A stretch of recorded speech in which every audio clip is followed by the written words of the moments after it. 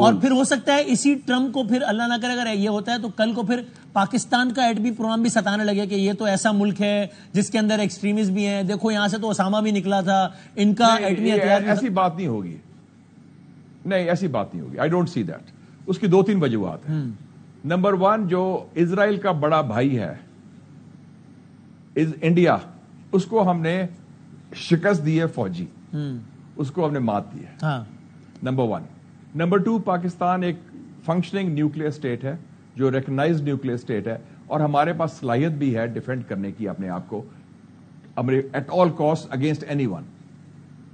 اور تیسرا، میں سمجھتا ہوں کہ جو ہمارے اچھے تعلقات خاص طور پہ صدر ٹرمپ کے ساتھ ہوئے ہیں اور یہ نئی سچویشن میں، یہ ایک بڑا ایک سیکیورٹی ایلیمنٹ بھی ہے کہ کل کو خدا نہ خواستہ even if there is a regime change اور یہ انڈو اسرائیل ایکسس بھی بنے، یہ ہمارے لیے ایک ڈیفینسو فیکٹر ہو جائے گا جو امریکن ریلیشن شپ اور ٹرمپ کے ساتھ جو ہمارا تعلق ہے۔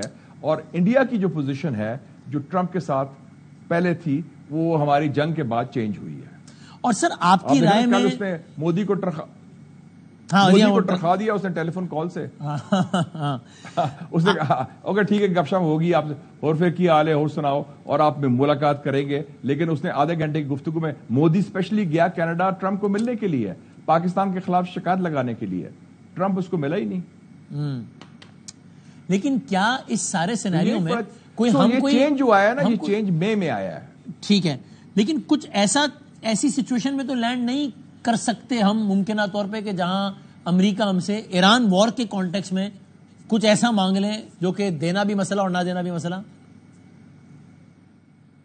دیکھیں جی، پاکستان کی پوزیشن بڑی کلیئر ہے۔ مجھے خوشی ہوئی کہ پرسوں بھی فیلڈ مارشل عاصم منیر نے جو انہوں نے ایڈریس کیا ڈائسپورا واشنگٹن ڈی سی میں، اس میں کلیئرلی کہا کہ ہم ایران کے خلاف اسرائیلی جارحیت کی مذمت کرتے ہیں، اور ہماری کوشش ہے، ہماری خواہش ہے، ہماری چاہت ہے کہ امریکہ اس جنگ کو ختم کرے اور سیز فائر کرائے جس طرح انہوں نے پاکستان انڈیا کا کرایا تھا۔ اور ایک اور بات میں بتاتا چلوں آپ کو، ایک تاریخی بات۔ 1986 میں I was a journalist, I was editor of the Muslim.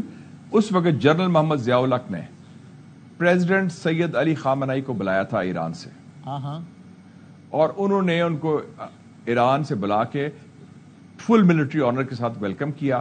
اس وقت جب there was the افغان جہاد، ہم امریکہ کے حلیف تھے سوویت یونین کے خلاف، ایران اور عراق جنگ ہو رہی تھی، عرب ممالک ان کے ساتھ تھے ایران کے خلاف اور عراق کے ساتھ تھے، اس وقت بلایا۔ تو جب میں نے اس ضیافت میں، اس بینکوٹ میں میں شامل تھا ایز اے جرنلسٹ، تو میں نے کہا جنرل ضیاء الحق صاحب کو کہ میں نے کہا جنرل صاحب آپ نے بڑا اچھا کیا کہ یہ جسچر کیا ایران کے لیے۔ انہوں نے کہا ایران از اے بردرلی کنٹری، ہمارا اسٹریٹجک پارٹنر ہے۔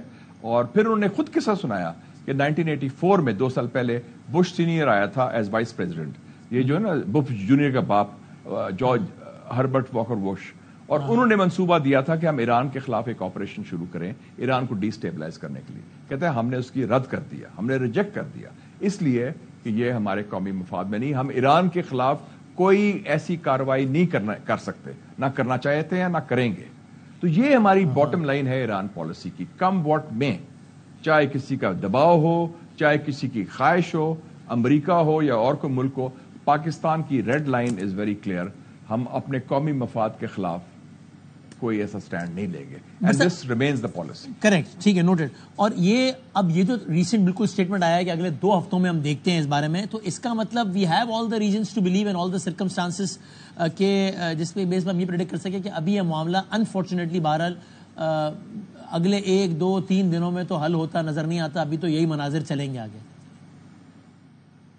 دیکھیں جی، 1 ہفتے میں تو اسرائیل کی پسپائی ہو رہی ہے نا۔ اسرائیل کا تو خیال تھا کہ یہ 24 گھنٹے میں 48 گھنٹے میں اٹ ول بی اوور، کہ یہ تو عراق کی طرح سیریا کی طرح اٹ ول جسٹ کلیپس۔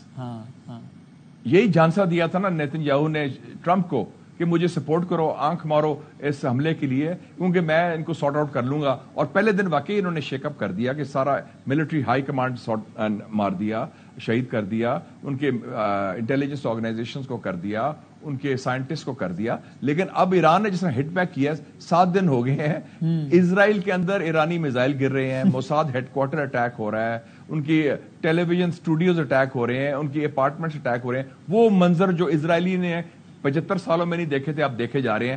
7 دنوں سے جو تل ابیب کے باسی ہیں وہ تو رات کو اپنے گھر نہیں سوتے, وہ تو بنکر میں سو رہے ہیں. وہ ڈر ہے کہ رات کو کوئی حملہ نہ ہو جائے ایک دم.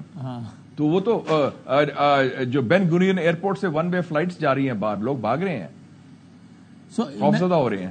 میں یہی کہہ رہا تھا کہ اس لیے وہ ٹھیک کہا یہ ریبر نے, سپریم لیڈر نے, علی خامنئی صاحب نے, کہ یہ تو اسرائیل کی شکست ہے کہ وہ مدد مانگ رہے ہیں امریکہ سے, کیونکہ پتا ہے کہ امریکہ کے بغیر ہم آگے نہیں بڑھ سکتے. So the situation is quite changed.